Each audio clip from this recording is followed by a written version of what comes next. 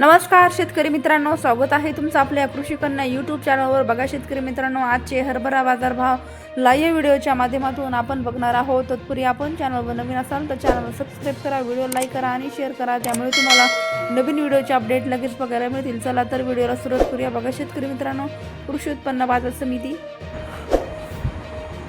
पैठण आवकलेली आहे 2 क्विंटल, किमान दर 5851 रुपये, कमाल दर 5851 रुपये, सर्वसाधारण दर 5851 रुपये। पुढील बाजार समिती बुलढाणा आवकलेली आहे 20 क्विंटल, किमान दर 5000 रुपये, कमाल दर 5400 रुपये, सर्वसाधारण दर 5200 रुपये।